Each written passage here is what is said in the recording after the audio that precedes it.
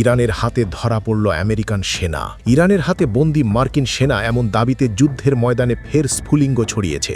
Iran যুক্তরাষ্ট্র সংঘাতের মাঝেই তেহরান থেকে আসা এই দাবি মুহূর্তেই আন্তর্জাতিক অঙ্গনে আলোড়ন তুলেছে। ইরানের এক শীর্ষ নিরাপত্তা পরিষদের সচিব আলী লারিজানি ইরানি শিক্ষার্থীদের সংবাদ সংস্থা ISNA-কে দেওয়া এক বক্তব্যে বলেন, তিনি শুনেছেন একটি প্রতিবেশী দেশে কয়েকজন মার্কিন সেনাকে বন্দী করা হয়েছে, তবে কোথায়, কিভাবে বা কতজন সেনা আটক হয়েছে তা স্পষ্ট করেননি তিনি। কিন্তু এই বক্তব্যই মুহূর্তের মধ্যে আন্তর্জাতিক সংবাদ মাধ্যমের শিরোনাম হয়ে ওঠে। এদিকে মার্কিন সামরিক কমান্ড দ্রুত এই দাবি প্রত্যাখ্যান করেছে। মধ্যপ্রাচ্যে মার্কিন বাহিনীর দায়িত্বে থাকা যুক্তরাষ্ট্রের সেন্ট্রাল কমান্ডের একজন মুখপাত্র আল জাজিরাকে বলেন, ইরানের এই দাবি সম্পূর্ণ মিথ্যা এবং বিভ্রান্তিকর। তাদের ভাষায়, ইরান আগেও এমন প্রচারণা চালিয়েছে এবং এটিও সেই ধারাবাহিকতার অংশ। তবে এখানেই থামেননি আলী লারিজানি। সামাজিক যোগাযোগ মাধ্যমে ফার্সি ভাষায় দেওয়া আরেক বক্তব্যে তিনি বলেন, মার্কিন সেনা নিহতের বিষয়েও ওয়াশিংটন মিথ্যা বলছে। কয়েকজন নিহত হয়েছে তা ইচ্ছাকৃতভাবে চেপে যাওয়া হচ্ছে। তার ধারণা, পরবর্তীতে হয়তো কোনো দুর্ঘটনার অজুহাতে মৃত্যুর সংখ্যা বাড়ানো হবে।